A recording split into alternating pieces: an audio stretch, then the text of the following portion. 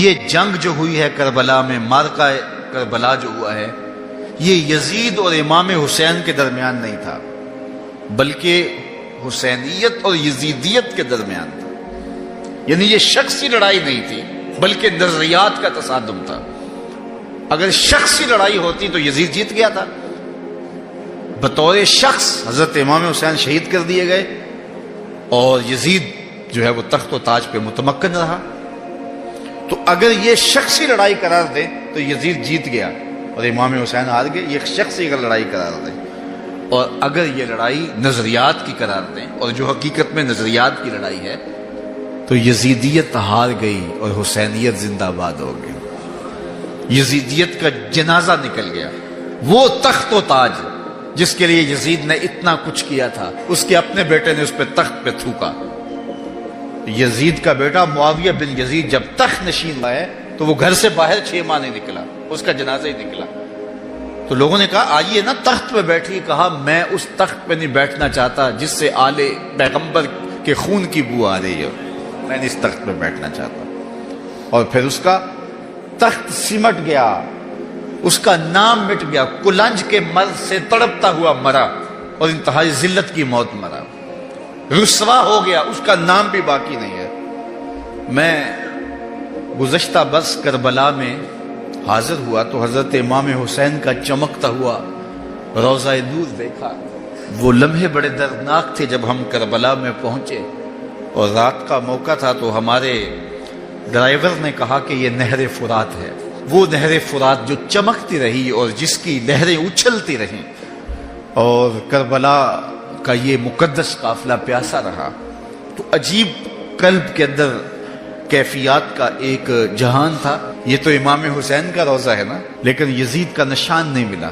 میں نے تاریخ کی کتب میں ڈھونڈا کہ یزید کی قبر کہاں ہے، تو مجھے تاریخ نے بتایا مزبلہ دمشق، دمشق کے اندر کوئی جگہ ہے جہاں لوگ کوڑا پھینکتے ہیں، تو اس کوڑے کے نیچے کہیں یزید کی قبر ہے۔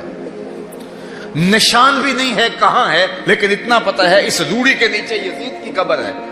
یزید کی قبر مزبلہ دمشق میں، اور امام حسین کا قبضہ آج بھی کربلا پہ۔ تو یزید کا نام مٹ گیا، اس کا تشخص مٹ گیا، امام حسین کا نام بھی باقی، آپ کا ذکر کی باقی، اور آپ کے تذکروں کی خوشبو بھی باقی۔ تو یہ شخصی لڑائی نہیں تھی۔ میں نے اس دن عرض کیا تھا کہ طلحہ بن عدی بن حاتم نے 30,000 لوگ پشت پہ کھڑے ہونے کی بات کی تھی، لیکن امام نے اس پیشکش کو ٹھکرا دیا تھا، اس لیے کہ آپ حق اور باطل کی راہیں اجالنا چاہتے تھے، اور وہ انہوں نے اجال لی۔ حضرت امام حسین کی شہادت کے بعد بھی یہ جنگیں جاری رہی۔ مالک اشتر کی قیادت میں مختار سقفی کی فوجیں ابن زیاد کی فوجوں کے مقابلے میں فرات کے کنارے لڑ رہی تھی۔ اللہ تعالیٰ نے فتح دے دی، ابن زیاد نے گھوڑے کو ایڑ لگائی اور میدان چھوڑ کے بھاگ گیا، باقی جو بھی قابو آتا اس کو پکڑ کے قتل کر دیا جاتا۔ خیر یہ لوگوں کی پہنچ سے بہت دور نکل گیا، لیکن اس کا جی گھبرا رہا تھا، پیاس کی شدت تھی، گھوڑا بھی ہانپ رہا تھا۔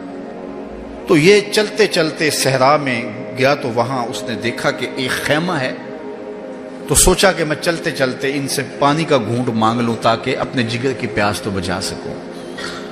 تو اس نے گھوڑا کھڑا کیا اور ہانپتا ہوا اس نے پردہ اٹھایا، دیکھا تو خیمے میں امام زین العابدین قرآن کی تلاوت کر رہے تھے۔ تو جب اس نے دیکھا تو ایک دفعہ تو شرم سے پانی پانی ہو گیا، لیکن مرتا کیا نہ کرتا، پیاس کی شدت تھی، کہ حضرت پانی دیجئے۔ امام زین العابدین نے دیکھا اور پھر گھڑے سے کٹورا بھرا اور اس کے ہاتھ میں تھمایا، سمجھا کہ حضرت نے مجھے پہچانا نہیں، پانی پی لیا، شدت کی پیاس تھی، پھر مانگا، آپ نے پھر دیا، تیسری مرتبہ پھر مانگا، آپ نے پھر دیا۔ 3 کٹورے پانی کے پینے کے بعد امام زین العابدین سے کہنے لگا حضرت شاید آپ نے مجھے پہچانا نہیں۔ امام زین العابدین ابھی تک ضبط کیے بیٹھے تھے، آنکھوں سے موٹے موٹے آنسو نکلے۔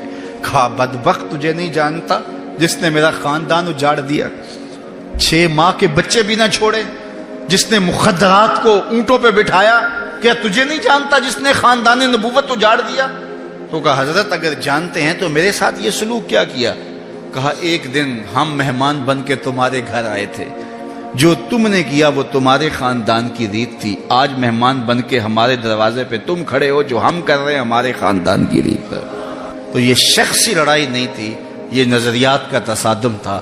تو امام حسین رضی اللہ تعالیٰ عنہ جو چاہتے تھے وہ ہوا، حق اور باطل کی سرحدیں بالکل واضح ہو گئیں۔ نہ یزید کا وہ ستم رہا، نہ زیاد کی رہی وہ جفا، رہا تو نام حسین جسے زندہ رکھتی ہے کربلا۔